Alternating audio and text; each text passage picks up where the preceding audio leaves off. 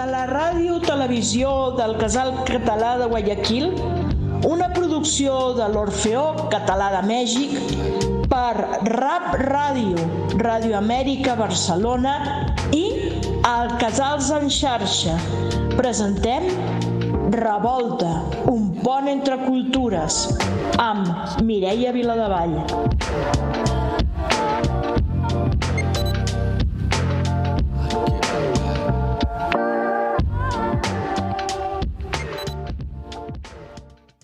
Benvinguts, amics, altra vegada aquí a Revolta, un pont entre cultures. Avui tenim com a convidades a dues persones meravelloses. Una d'elles ja la coneixeu, que és la Mari Alberú, que ens ha compartit des del gòtic, el neogòtic a Amèrica i tota la seva expressió als Estats Units amb les esglésies de fusta, us en recordeu? Fins al muralisme mexicà, tota una sèrie de programes parlant l'any passat sobre els 100 anys de muralisme mexicà, i avui l'hem convidada perquè ens parli dels 100 anys que es compleixen enguany del moviment surrealista, on hi ha diversos catalans que hi formen part i que van ser figures destacadíssimes. Però li donarem un altre caire gràcies a la Minerva Anguiano, que ens acompanya avui. Parlarem del surrealisme, però des d'una mirada femenina i d'una mirada mexicana. Moltes gràcies per estar aquí, Minerva, moltes gràcies per estar aquí, Mari Alberú, i et passo la paraula a tu, Mari, perquè ens facis 5 cèntims i ens acabis de presentar a la teva companya d'estudis, també historiadora d'art, la Minerva Anguiano, que té un treball excepcional sobre el surrealisme a Mèxic i concretament a les dones que hi van participar. Moltíssimes gràcies. Endavant, Mari. Seguimos. Si se me escucha bien, continúo presentando a Minerva. Minerva Anguiano, además de una gran amiga, fue alumna mía, con lo cual ya pueden ver, e incluso se está viendo ahora su propia juventud, pero no solamente alumna, sino que alumna destacadísima, brillante. Tengo muy bonitas memorias con ella mientras fuimos en esta relación docente. La primera fue que muy pronto vino un día a decirme que ella se llamaba como una diosa griega latina, y que su nombre era Minerva, de la diosa de la sabiduría. Y bueno, estas cosas que efectivamente ocurrieron de este modo, yo le decía, pues sí, tienes razón, fuera de las primeras clases que tomaron cuando empezaban pues a estudiar, ¿no? Historia del arte. Siguió la vida y Minerva hoy día ya también está doctorada por el Instituto de Investigaciones Estéticas, con lo cual, bueno, pues ya tenemos a toda otra doctora aquí también. Y sí, efectivamente, te agradezco y te agradecemos, Mireia, de poder trabajar ahora en este programa para Rap Radio, para Radio América Barcelona. El tema surrealismo, y que viene muy a cuento porque efectivamente van a ser los 100 años, aunque todavía no se cumplen, o sea que estamos en súper tiempo. Eso será hasta el 15 de octubre de este año, porque eso arrancó el 15 de octubre de 1924. Un poco, no sé si continúo con todo esto después de haber presentado a Minerva y después ya le cedo la palabra. Sí, adelante. Seguimos, perfecto.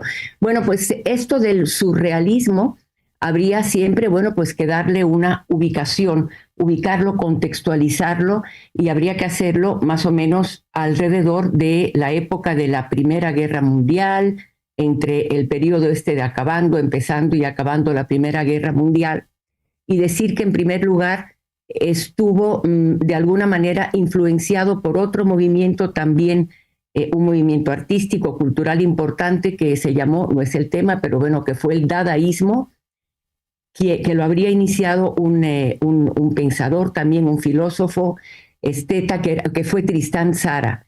Este hombre influenció mucho posteriormente a André Breton y antes a Guillaume Apollinaire, que fue quien habría dado el paso o el pistoletazo de salida y quien nombró primero esta idea de surrealismo. Habría que decir también que surrealismo en realidad lo pensamos como si fuera algo por debajo de una realidad, y es exactamente lo contrario, sería una suprarrealidad. El término, el vocablo viene del francés y que sería justamente eso, ¿no? Surrealismo, o sea, sobre o supra-realidad. Y como a mí me gusta mucho esta parte muy específica de cómo se nombran y se definen las cosas, me fui a la RAE y la RAE denomina al movimiento de la siguiente manera.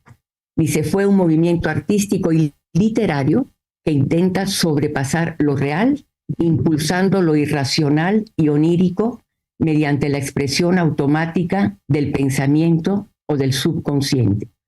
Con lo cual, bueno, a eso se refiere, estar por arriba de la realidad, darle un peso muy fuerte al subconsciente y a todo aquello que emana del mundo de los sueños.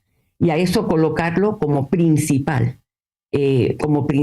inspirador de lo que se puede expresar. Fundamentalmente hay que decir que empezó mucho antes que la parte plástica, diríamos, fue una cuestión literaria y poética, ¿no? Sobre todo. Bueno, yo decía antes que Apollinaire fue el que primero habría entrado en esto de denominar lo que fue surrealismo. Él, de hecho, fue quien lo acuñó más o menos en 1917 del siglo pasado. Aunque el movimiento, bueno, se estableció después, hasta 1924, habiendo tomado y habiendo hecho suyo este nombre el propio André Breton, que fue además quien publicó el manifiesto surrealista en París. Este manifiesto y esta postura estética de alguna manera influenció de manera importante la poesía, dijimos, la literatura, el cine de entonces, la música de manera importante y desde luego las artes visuales, que es de lo que hablaremos y Minerva va a incidir de manera precisa, ¿no? Incluso la filosofía, sociología, etc. Pero vean, es interesante decir qué fue lo que pasó con Apollinaire, que fue quien de alguna manera inspiró después a André Breton. Apollinaire tuvo que montó una obra de teatro y en el programa de mano de aquella obra de teatro, que era un musical parade de 1917, fíjense lo que dijo, que para mí es muy interesante, dice: cuando el hombre quiso imitar la acción de andar, o sea, de caminar, creó la rueda, que no se parece en nada a una pierna. Entonces dice, del mismo modo, ha creado inconscientemente el surrealismo. Después de todo, decía Apollinaire, el escenario no se parece a la vida que representa más que una rueda a una pierna. Con esto ya estaba todo dicho. Es decir, iban a tomar como elemento creativo todo aquello que surgiera del más puro y profundo inconsciente del mundo de los sueños, incluso contradictorio, y eso traerlo a la realidad, ¿no? De eso se hace justamente en el año 24 Breton para dar a conocer el manifiesto. Del manifiesto, una de las partes para mí importantes, dijo Breton, dice: las imágenes surrealistas, como las que produce el opio, no son evocadas voluntariamente, sino que se presentan de un modo espontáneo y despótico. No se pueden alejar porque la voluntad ya no tiene poder ni gobierna las facultades mentales. Entonces es una especie de puerta abierta para que allí se manifieste y se vea todo aquello, como decimos, que es el mundo de las contradicciones, el inconsciente, los sueños, etc. Yo quería... Y las emociones, ¿no? El miedo, las emociones, el miedo, el eros, todo, ¿no? Todo de una manera brutal, diría yo, sin cortapisas, directos, tal como se presentaron. Absolutamente, y que desde esa manera se pudieran de alguna manera tomar. Menciono un par de nombres, 2 o 3, que son importantes porque un poco la audiencia lo va a captar, más que captar, lo va a entrar enseguida con qué nombres estuvieron alrededor de esto, y dejo los femeninos, sobre todo de México, precisamente a Mine. Entre la parte plástica, de las letras sobre todo y poesía, habrían estado Louis Aragon, Paul Eluard, Robert Desnos, Antonin Artaud, Georges Bataille también, y ellos fueron, hombres que estuvieron vinculados al mundo de las letras y de la poesía. En cambio, en el mundo de la plástica y de la pintura estuvieron, por ejemplo, Max Ernst, Dalí, René Magritte, Joan Miró, como de los más destacados. tan destacadas o más, incluso están la parte de algunas mujeres. No entro en ello para que Mine nos pueda ampliar el asunto, ¿no? Pero ¿qué hay más importante? Y ya callo un rato para dejar espacio a ustedes. Un par de cosas más. Una, que dado la naturaleza del propio movimiento, hubo un escritor muy importante que también fue médico, que le interesó mucho el mundo de la estética, que nació en 1886 y vivió hasta 1933. Ese hombre fue Hans Prinzhorn. Y mientras yo cuando estudiaba, no es mi tema más fuerte, pero cuando estudié y cuando he vuelto a leer sobre surrealismo, no necesariamente me encuentro a este hombre mencionado, y me parece fundamental, porque Prinzhorn lo que hizo fue experimentos de carácter en hospitales psiquiátricos con los locos y con la creación y creatividad de la gente débil mental o que estaban internas por razones cualesquiera en hospitales psiquiátricos, ¿no?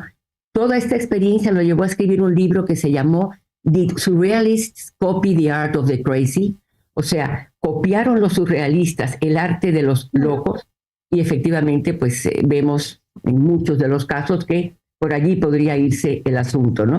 Esta era una mención y muy importante porque, por ejemplo, Paul Klee, Vasily Kandinsky y toda la gente que trabajó en Bauhaus conocían perfectamente esta obra de Prinzhorn, con lo cual eso dice mucho del asunto, claro, ¿no? Luego, y la otra cosa, y ya termino esta primera intervención, es, por razones que ya explicaremos y que ya se saben y que se tienen cada día, hay una vinculación muy fuerte entre el mundo del surrealismo y México. Seguramente lo hemos escuchado y lo sabemos. Entre otras cosas porque Breton, que fue el fundador, estuvo en México en el año 38. Llegó invitado por los Rivera, estuvo de hecho hospedado en la Casa Azul de Diego y de Frida. Él habría entrado me parece que fue por Nuevo León, estuvo en Michoacán, estuvo en Jalisco, luego en la Ciudad de México. Y de las cosas interesantes que dijo fue lo siguiente. Bueno, conoció a Trotsky, por supuesto, porque fue la época en que todavía no lo asesinaban y estaba hospedado por ellos, ¿no? Por los Rivera Kahlo. Bueno, dijo, entre otras cosas, dice, oigan, no intenten entender a México desde la razón. Van a tener más suerte si tratan de hacerlo desde el absurdo. Y entonces todavía agregó diciendo, el país para mí, dice Breton, más surrealista del mundo es México. Entonces, para mí, hagan de cuenta que encontró este hombre y algunos otros la horma de su zapato cuando fueron a México. Se puede tomar en sentido peyorativo y nada más alejado para mí, niñas, de la verdad, porque en realidad lo que creo que tiene que ver aquello es, se encontraron con ese mundo que ya sabemos, aunque esté muy trillado, que es el mundo mágico, que todas las que somos de allí sabemos que México es. Entonces, le encantó, y eso fue lo que lo llevó a decir todo eso. Y un poco continuando esta misma idea, y casi ya acabo, esto seguramente lo escuchó y lo supo Dalí, que fue otro gran exponente del asunto, ¿no? Yo lo que creo es que se hizo eco de las palabras de Breton, pero a raíz, más bien creo, de una entrevista que fue poco afortunada, pero que después fue muy famosa y que incluso al entrevistador fue la que más le gustó de su vida, que lo dijo antes de morir, que fue Jacobo Zabludovsky. Lo entrevistó en Portligat a Dalí en el año, me parece que fue 71. Hacía poco que se había descubierto todo aquello de la molécula del DNA, ¿se acuerdan? Eso fue el premio que dieron, ¿cómo le llaman? El Nobel. El Nobel, ¿se acuerdan? El Nobel, creo que fue en el año 61, que le dieron el Nobel a Watson y a Crick. Y entonces, 61 o 62, creo que fue. Pero resulta que entonces Zabludovsky va a entrevistarlo a Portligat y no se le ocurre más que decirle en principio, bueno, a ver, señor Dalí, el gran genio, hable alguna cosa para probar el audio, como ahora nosotros. Y bueno, Dalí se pone a hablar en catalán y Zabludovsky no entiende o entiende mal, le dice, oiga, eso que habla es como algo así como un dialecto, imagínate, para no, bueno. y como un dialecto, no sé qué. Le dice, ¿qué es francés? Y entonces Dalí, usted no sabe nada, usted no sabe, bueno, total, enojadísimo. Y luego siguieron hablando y le empieza a preguntar de su genio y de todo lo que sabía. Y entonces Dalí le dice, no, porque le dice, ¿y usted como con qué se inspira o qué hace para tener este maravilloso arte? Y le dice Dalí tranquilamente, bueno, yo, pues nada, pues yo, pues con el DNA, mi arte está hecho de DNA. Y entonces, entonces lo decía mal, por el DNA, por el ácido desoxirribonucleico, pero no lo decía bien todavía, pero ya lo tenía en su cabeza después de que habían dado el premio, ¿no? El Nobel. Y entonces, la verdad es que parece ser que Zabludovsky no estaría muy enterado del asunto y le dice, ¿cómo? Un ácido así como haga de cuenta como el LSD, y entonces más enojado se puso todavía Dalí, y total que le dijo que era un ignorante, que se fuera a estudiar, que no tenía ni idea. Zabludovsky no entendió en el momento qué pasaba, pero quedaron tan cuates, tanto que Zabludovsky declaró eso, que para él fue la entrevista más significativa de su vida, y que él cree que en el caso de Dalí, porque lo volvió a entrevistar después en Nueva York, también habría sido algo importante o muy importante en su vida. Acabaron de buenas migas, ¿no? Pero el hecho es que lo que dijo Dalí en esa primera entrevista o en esto fue, dijo, de ninguna manera volveré a México. No soporto estar en un país más surrealista que mis pinturas. Que yo sepa, está muy oscuro, pero yo no sé cuándo Dalí fue a México. Yo lo que creo es que él se enteró de Bretón, oyó lo que Bretón dijo, le cayó como anillo al dedo y se tomó para él la misma cosa diciendo, yo no vuelvo allí porque tal y cual. Pero sobre todo por esta primera amargura que tuvo en la entrevista con Zabludovsky, cuando Zabludovsky le preguntaba por el DNA y, bueno, si la pueden escuchar, porque por supuesto que está grabada para la audiencia y para todos, se van a reír mucho, es muy simpática, ¿no? Entonces, bueno, yo creo que con esto más o menos he dado una entrada general a lo que el movimiento estético en todas sus fases fue, en todas sus formas, ¿no? Porque afectó a todas las formas de arte, ¿no? Y desde luego en México tuvimos representantes de primera en este sentido, ¿no? De momento, claro. Que no se conocen tanto como Dalí, como Miró, ¿no?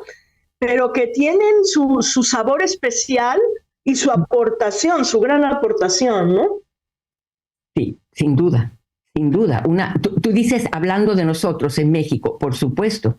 Sí. Y sobre todo la gente que fue a dar allí, de todos los que hemos mencionado, y que estuvieron, que fueron inclusive de los iniciadores del propio movimiento, que por razones, sobre todo ideológicas y bélicas, tuvieron que ir a dar a México, ¿no? Pero fueron a dar a México y allí se quedaron. Muchísimos de ellos murieron, de ellas murieron en México, ¿no? Como México, sea o no el país más surrealista del mundo, que creo que algo de razón tiene, pero es aplicable a toda América Latina, México le da al surrealismo un tono especial, una luz especial, un color especial, un gusto especial, ¿no? O sea, sí estamos en el mundo suprarreal, pero no es lo mismo el mundo suprarreal francés, higiénicamente puro, al mexicano, ¿no? Sí, un poco hablará Mine seguramente, o un mucho, porque tiene más que decir al respecto y lo tiene bien estudiado. No es mi caso, Mine, ¿no? Pero lo que creo que se encuentra en nuestro país es una gran libertad expresiva que da esta oportunidad. No hay cortapisas, porque ya entrará Mine al asunto, pero en realidad no es que haya una temática fundamentalmente mexicana en estas obras de las que vamos a hablar. Sin embargo, allí fue donde se pudo dar, y allí se creó.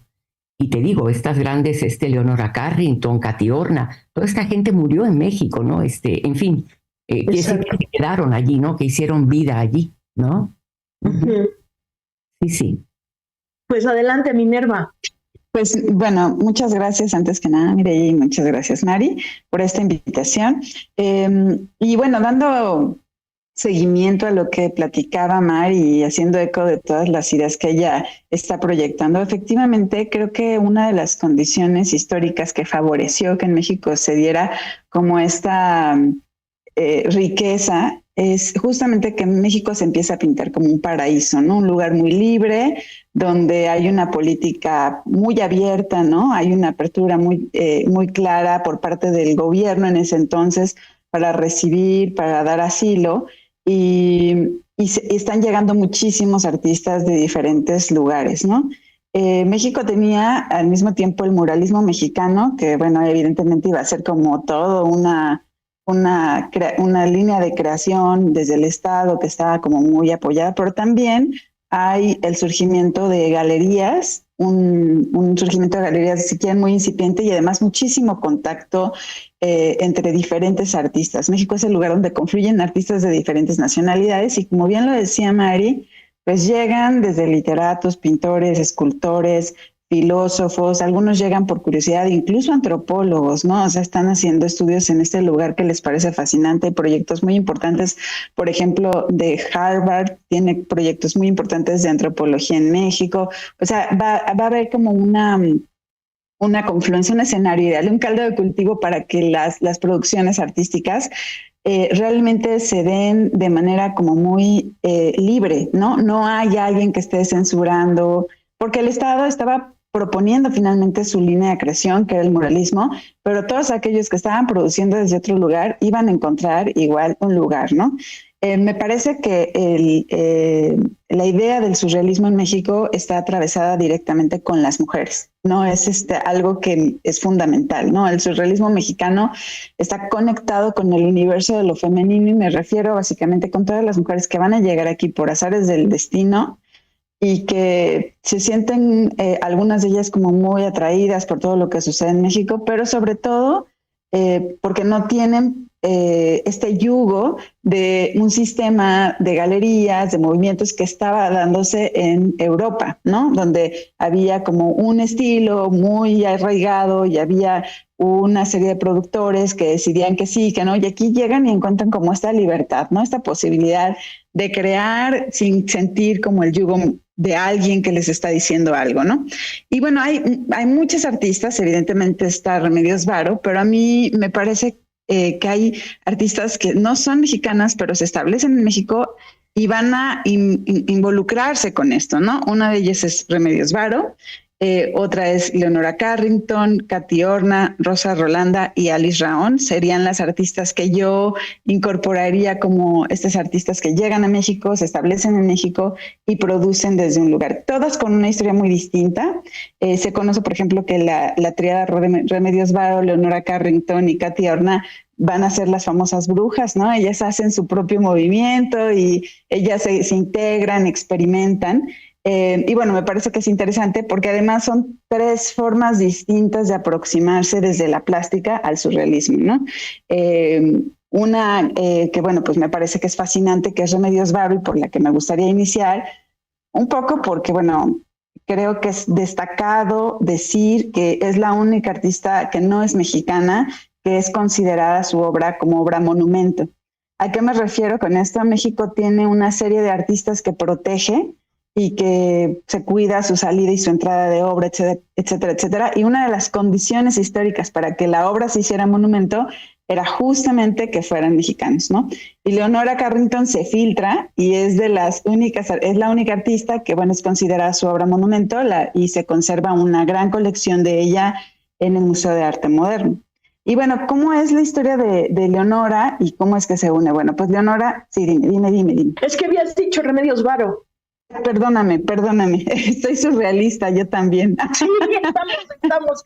Claro, el 1 de mayo y a esta hora es surrealismo total, ponernos a trabajar en 1 de mayo. Es Leonora Carrington, la que es un monumento nacional, que tiene obra en el Museo Nacional de Arte, pero también tiene obra en San Luis. Exacto, en su tiene museo, obra, ¿no? Sí, tiene Leonora tiene obra en lo que fue la antigua cárcel de San Luis Potosí y que ahora ya se hizo un museo justo tras su muerte, pero también está su casa, ¿no? Que ya la tiene la Universidad Autónoma de México y bueno, es una casa que se conservó donde vivió con Chiquibáis, ¿no? Pero bueno, perdónenme, me puse surrealista y confundí a Remedios, pero los nombres en mi cabeza están perfectamente bien ordenadas, ¿no? Bueno, Remedios Varo es la que les decía, Remedios Varo es la única artista que está como considerada, es muy interesante, y ella nace en España, estudia en la Academia de San Fernando en Madrid, y ahí iba a tener muchísimo contacto con las vanguardias y específicamente con André Breton y Max Ernst, ¿no? Ella también tiene mucha influencia de su relación con su papá, que su papá era un científico, y esto es muy importante porque muchas de sus obras van a marcar como esta relación con la ciencia, ¿no? Ella se va a exiliar a México durante la Guerra Civil Española. Primero viaja a Francia, como muchos hicieron, o sea, de España muchos viajan primero a Francia y luego se vienen a México, o viceversa, o sea, hubo de estos dos flujos, o sea, eran artistas que se iban moviendo, y va a llegar a México con muchos intelectuales, muchos exiliados, y va a encontrar como un ambiente muy propicio, ¿no? O sea, se integra como rápido con la comunidad, se va a consolidar con un grupo de mujeres, como les decía, con Leonora y con Katy Horna, y va a comenzar a hacer pinturas. ¿En qué comienza a dibujar? Y comienza a dibujar realmente para una compañía publicitaria, para una farmacéutica, y hace anuncios comerciales para dolor reumático, para cabezas. O sea, todos estos dibujos todavía los podemos ver, son muy interesantes.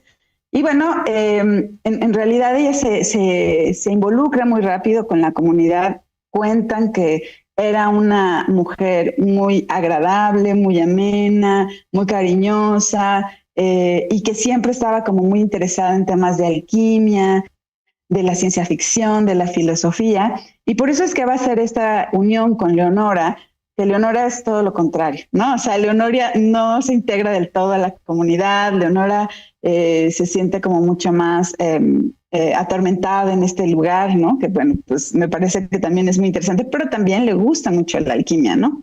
Realmente ella va a conocer, va a tener pues problemas económicos, que esa es otra realidad, no es que tuviera mucho dinero, y va a conocer a Walter Gruen Varsoviano, que va a ser el que le va a decir que se dedique por completo al arte, que eso es lo que ella debe de hacer, y bueno, ella va a pintar con el apoyo de Walter, que fue su pareja en vida, y esto fue muy importante porque va a empezar a exhibir en galerías, va a trabajar en colecciones, en exposiciones colectivas, va a hacer exposiciones individuales, y la gente realmente la va a empezar a encontrar como una artista muy interesante, ¿no? Hacía experimentaciones técnicas.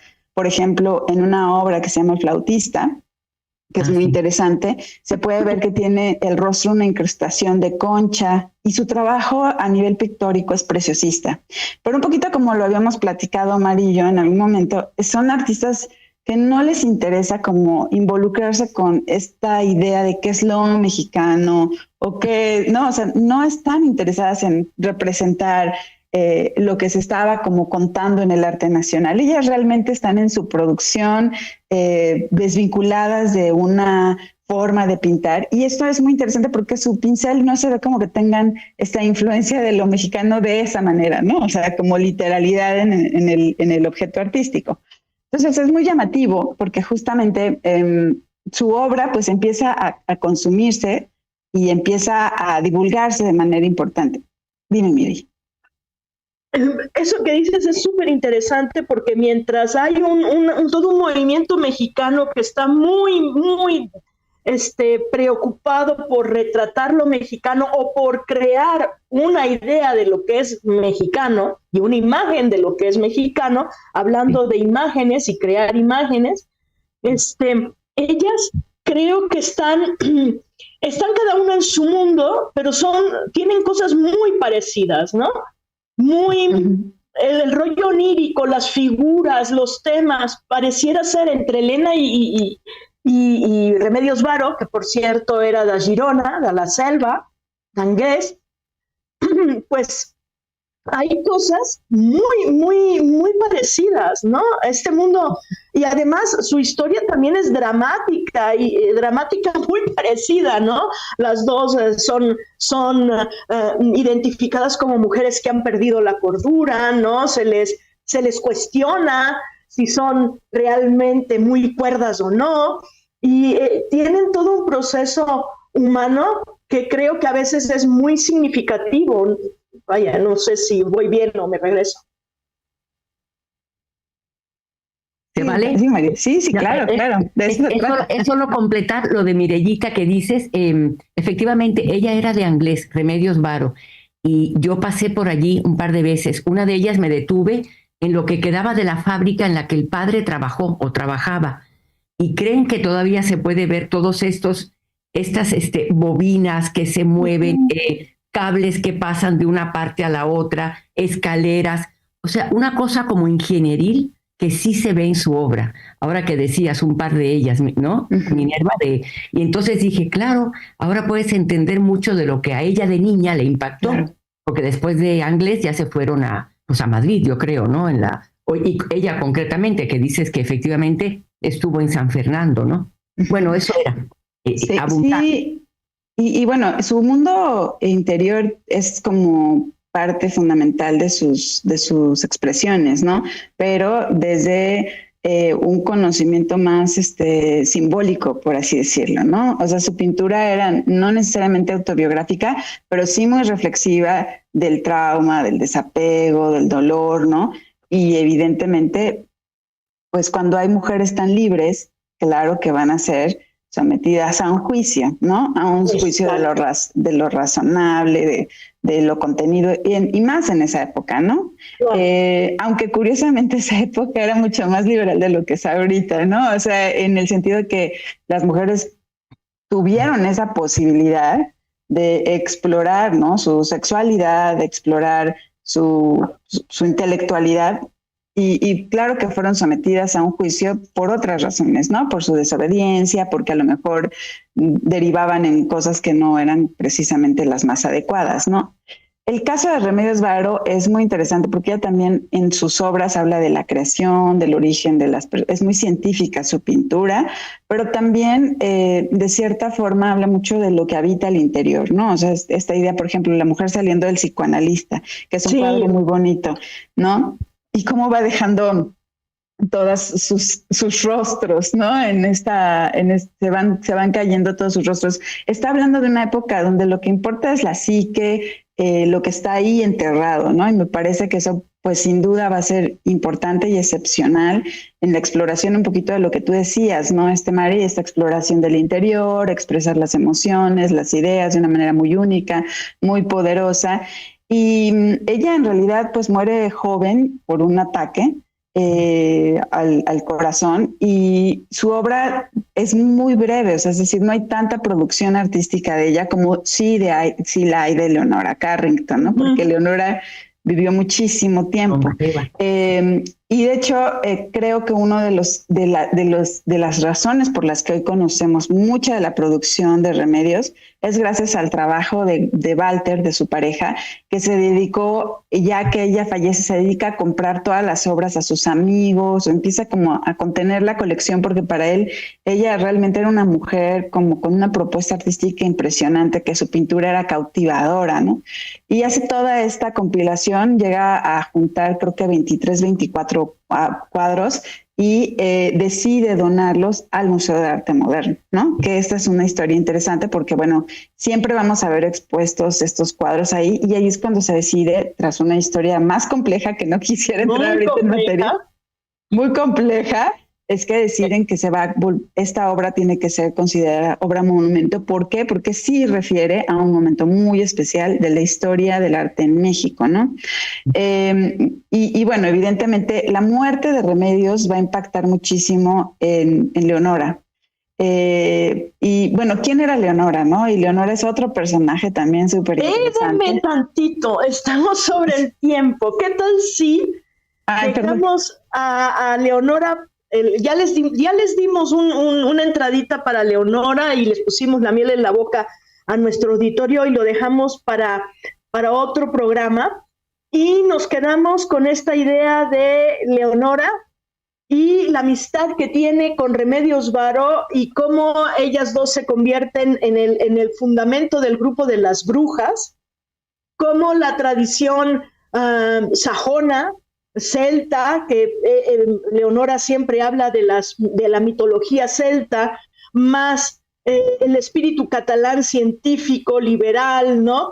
Se unen y crean unas obras maravillosas. Les damos tiempo a nuestro público que revisen las obras de Remedios Varo, que está en internet, y que también empiecen a ver las obras de Leonora Carrington, y nos vemos en el próximo programa para hablar de esta relación y en concreto, si quieres, de Leonora y de quien más gustes. ¿Te parece bien, Minerva? Ajá, y de Katy, podemos hablar con Leonora y Katy para que sea el trío de las brujas, no? Ándele. Sí. Doncs, amics de Rap Ràdio, ja ho sabeu, el proper dijous aquí, a Revolta, a les 10 del vespre, i amics de Casals en Xarxa, els dimarts, ja ho sabeu, els dimarts ens veiem a YouTube. Y muchas gracias, Mari y Minerva, por esta sesión tan rica y por la que nos van a regalar después, porque yo ya me quedé con las ganas. Y sospecho que los demás personas que nos están escuchando también. Entonces, gracias a todos y nos vemos en el próximo programa. Gracias.